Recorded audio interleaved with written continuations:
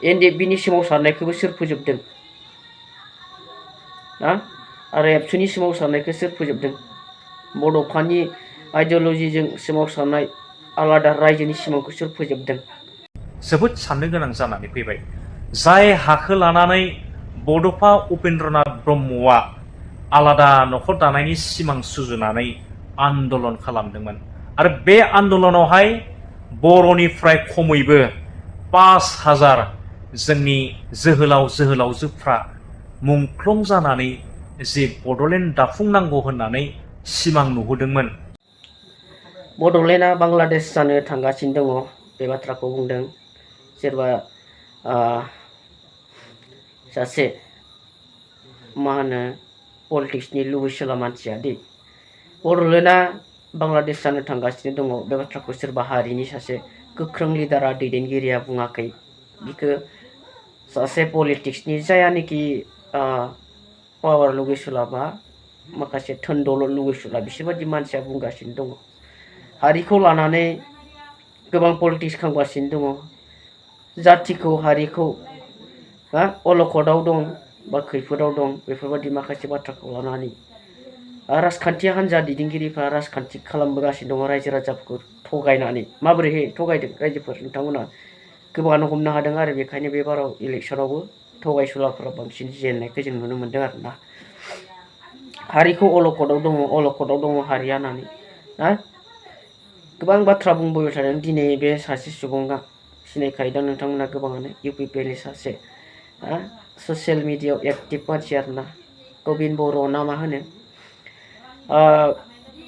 गावनि पलिटिक्सआव मोनजानो थाखाय बे दिनै हारिखौ मा अलखदाव दङ होननानै बुंगासिनो दङ बड'लेण्डआ बांलादेश जानो थांगासिनो दङ होननानै बुंदों स' आं बिथांनि खोथा बाथ्राफोरखौ नोंथांमोननो दिन्थिनानै होग्रोनि ना खोनासंनानै लाग्रो नोंथांमोना बिनि उनाव आं फंनैसो बुंबावगोन आरोना नायलांदो बिदिब्ला नोंथांमोना बे समावहाय मा बुंदों बिथाङा बड'लेण्डआ बांलादेश जानो थांगासिनो दङ बड'लेण्डआ दब्रि बायदि जानो थांगासिनो दङ दा मानसिफ्रा साननो हागौ आरो मारै जाथावथाव बड'लेण्डआ बोरै दब्रि जानो थांदों बोरै बांलादेश जानो हागौ दा नाय देग्लाय 2025 मायथाइया बिपिएफनि गोदान सरकार बे बोसोरनिफ्रायनो बर' हारियाव सनि नांनो हमदों दा गुबै खोथाया जाहैबाय देग्लायनि बिटिसिनि इलेक्सनावहाय बांलादेशी बे बांगालफ्रा गासै 80% बिपिएफनो भट होदों आरो बेवहाय मोननैसो जाहोनफोर दङ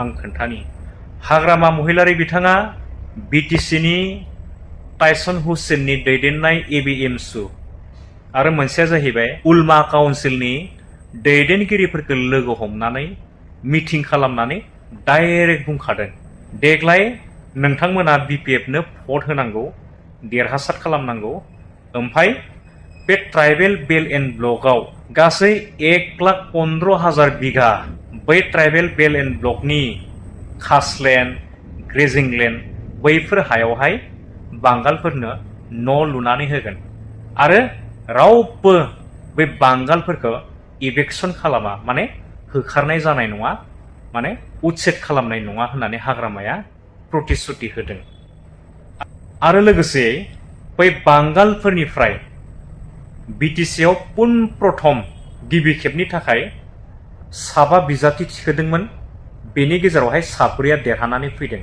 बिटिसि एकर्ड जानायनिफ्राय फार्स्ट माने गिबि खेब जारिमिन सोरजिबाय जे जोंनि काउन्सिलावहाय 6 सिडिउलावहाय बे बांगालफोराबो 4 गाहाम एमसिएलए देरहानाया बे जोंनि थाखाय बर' हारिनि थाखाय जोबोद दुखुनांथावना बाथ्रा आरो साननो गोनां बाथ्रा जानानै फैबाय दिनै हाग्रामा महिलारि बिथांमोना गावनि पलिटिकेल केरियारनि थाखाय गावनि खेमतानि थाखाय दिनै हारिखौ ओरैबायदि मोनसे अलखदाव हाखराव गारनानै दोनहैबाय दा बेखौ सोर रायदावगोन जाय जोंनि ट्राइबेल बेल्ट एन्ड ब्लकआव गासै 4 लाख बिघा हायावहाय उच्छेद जानांगौ होननानै सासे व्यक्तियाहाय गुवाहाटी हाइकर्टआव अलरेडि केस होनानै दोनखादोंमोन दा केस होना दोनसेयावबो दिनै हाग्रामा महिलारि बिथाङा बिटिसिनि ट्राइबेल बेल्ट एन्ड ब्लकआव रायजो जाबाय थानाय जोंनि बांगालफोरखौ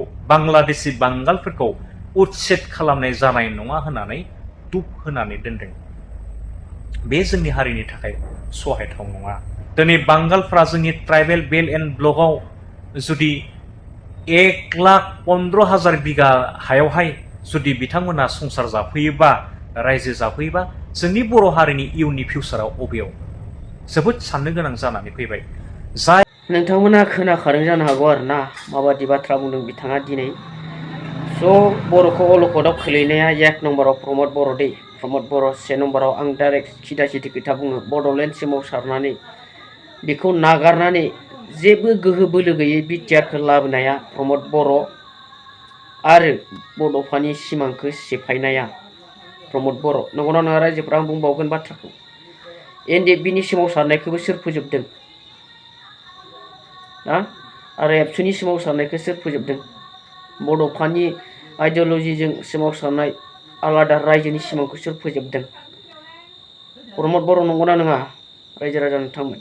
आं दिनै बेखौसो सोंथि खालामो। प्रमद बर' बेखौ खालामनाया, हारिखौ अलखदाव खोलैनाया, हारिनि थाखाय नांबोनाय मोनसे गोग्गोम जाफुनाय बे आन्दलनखौ फोजोबनानै गावनि थाखा फैसाजों गब'नानै हारिखौ अलखदाव खोलैनाया, गावनि गादिखौ लुबैनानै, गाव लिडार जानो लुबैनानै राजखान्थियाव हाबनो लुबैनानै बन्द' खालामनाया बड'लेण्ड सोमावसारनायखौ प्रमद बर'। एनडिएफबिखौबो बियो थगायनानै बिसोरनि सोमावसारनाय, बिसोरनि नांनायखौ बन्द' खालामनाया प्रमद बर'आनो। हानि खुन्था बुंदोंना बियो गबिन बर'आ, हाइकर्टआव होखानाय नटिफिकेसन माबाखौ मानो खालामाखै होननानै।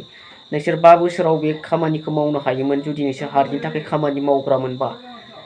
जों नुदों इउपिपिएल सरकारा गुबुन हारिखौ इसेबो एरखुनो हायाखै, नाथाय गावनि बर' हारिखौ माबादि न' बां सेफायनानै एरखुदोंमोन। रायजो राजाफ्रा गावनि मेगनजोंनो नुदों। लाजिनो सोलों गबिन बर', लाजिनो सोलों। नोंसोरनो एरखुदोंमोन इउपिपिएलआनो बै चिरां क'क्राझाराव बर'नि न'खरफोरखौ।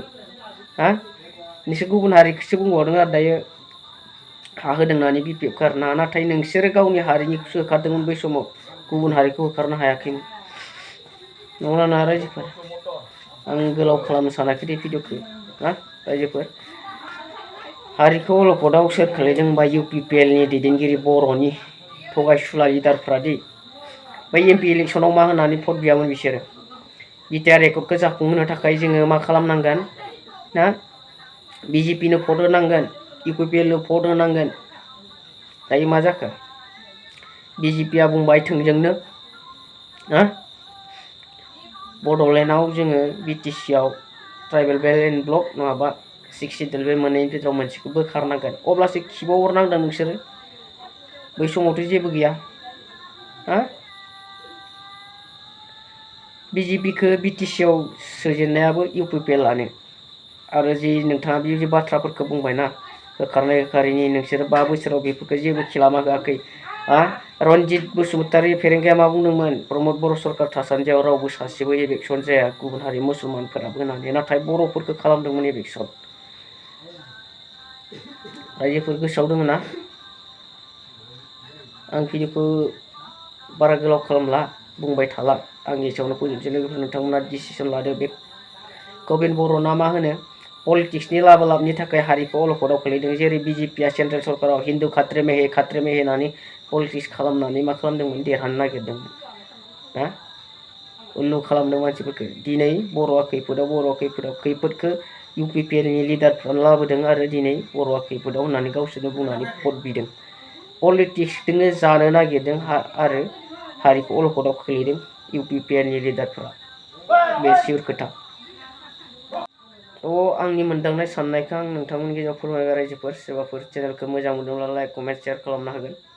भिडिअखौ गुबुनफ्राबो नुनाय बायदि, आरो गाज्रि जादोंब्ला नोंथांमोना आंखौ रायहरनो हागोन, बुंहरनो हागोन आरोना। भिडिअखौ एसेयावनो फोजोबबाय लोगोफोर। बाय।